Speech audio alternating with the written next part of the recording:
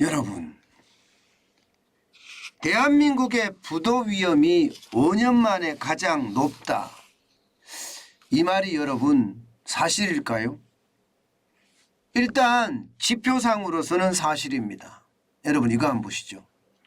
5년물 외국환 평형기금 채권의 쉽게 말하면 CDS 프리미엄입니다. CDS라는 게 신용 부도 스와프란 뜻이거든요.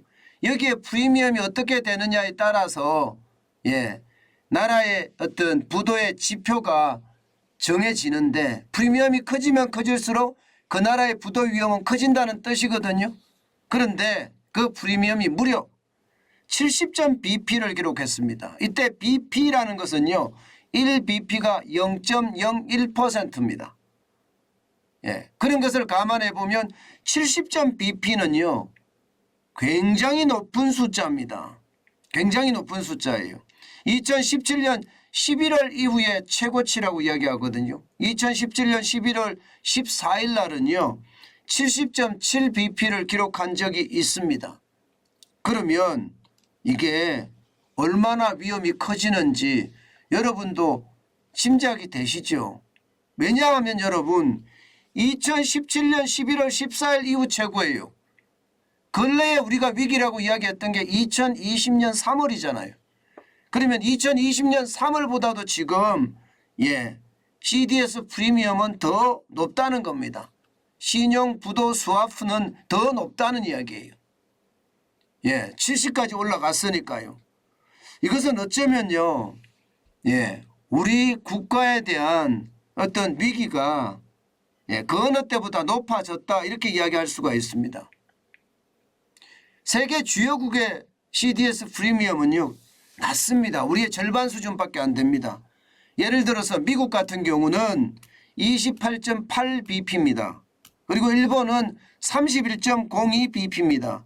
그리고 독일은 27.1 BP입니다. 이거보다는 2배 이상 높지요.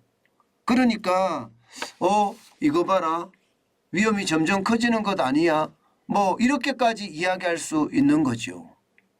게다가 우리 기업들의 이 신용 부도 스와프 프리미엄은요 굉장히 높아지고 있습니다. 삼성전자도 67.83 BP고요. 현대자동차는 74.94 BP입니다. 대기업들도 좀 비슷하게 신용 부도 스와프 프리미엄이 나타나고 있다. CDS가 그렇게 나타나고 있다. 이런 얘기죠. 그만큼 말입니다. 지금 우리 사회를 두고 경제 곳곳에 위기가 감지되고 있다는 이야기가 되는 겁니다. 여러분 이 CDS 프리미엄이라는 것은 굉장히 예민한 지표거든요. 굉장히 예민한 지표예요. 이게 섣불리 말입니다. 막 폭등하거나 또 폭락하거나 그렇지가 않습니다. 왜냐하면 이게 만약에 폭락하거나 폭등을 하면 그 나라 어떤 경제 전체가 불안하다 이런 뜻인데 그렇게 가지는 않거든요. 국가 경제라는 게 규모가 있기 때문에 섣불리 뭐 폭등하거나 폭락하지는 않는데 지금 70까지 올라갔다는 것은 그만큼 말입니다. 대한민국의 대외 신인도가 그만큼 떨어졌다는 이야기가 돼요. 대외 신인도가. CDS 프리미엄이 70까지 올라갔다는 것은. 그러면 왜 이렇게까지 대한민국의 신인도가 지금 솔직히 떨어지고 있느냐. 이것은요. 당장 말입니다.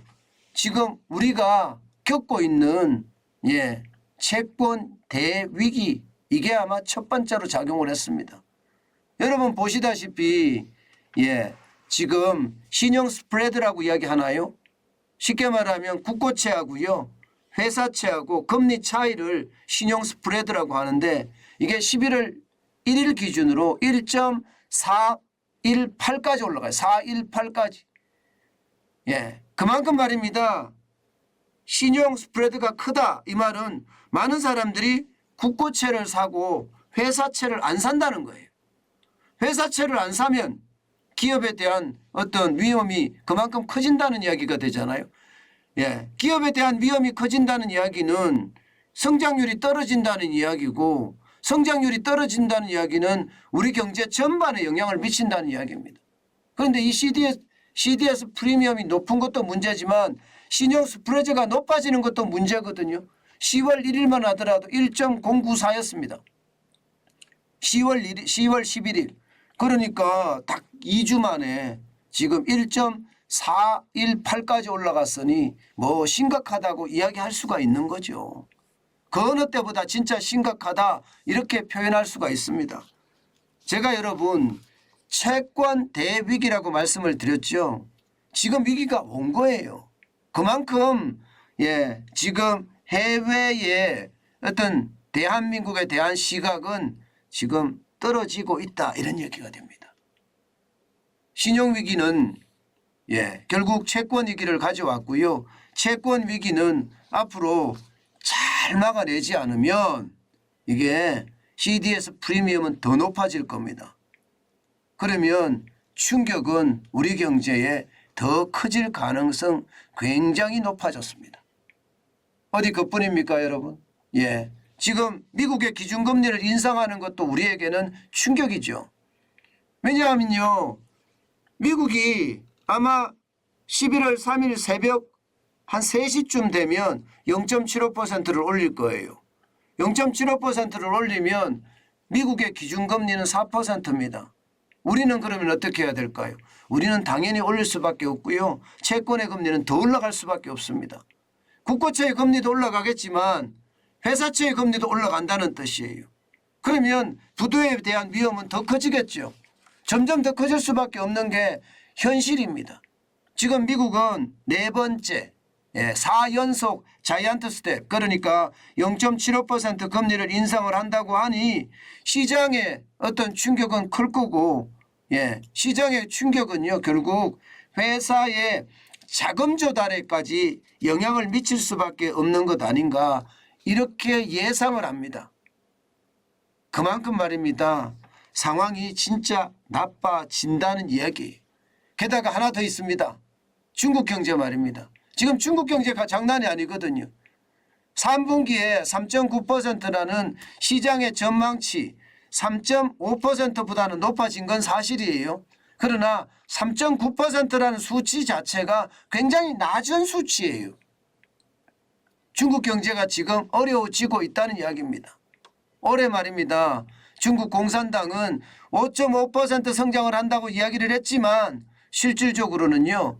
3.5%나 3.9% 3점 중후반에서 마무리되지 않겠느냐 이런 이야기합니다. 이렇게 되면 여러분 중국 경제가 어려워지면 우리 경제도 어려워지거든요.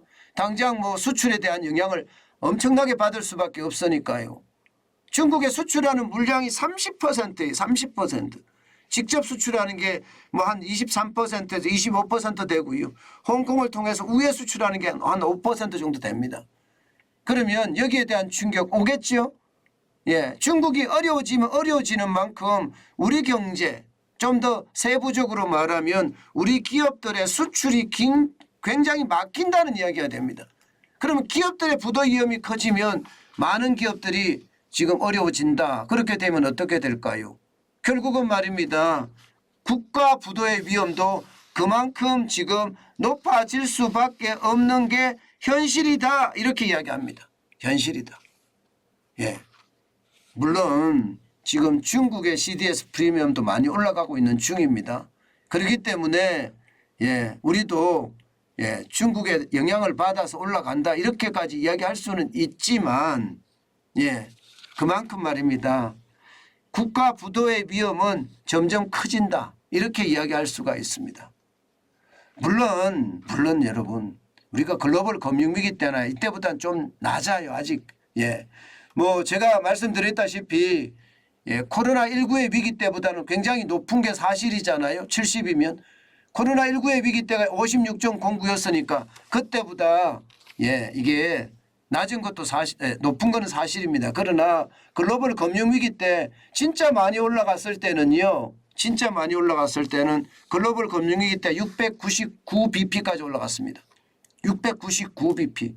699bp는 금융위기가 터졌다는 거잖아요.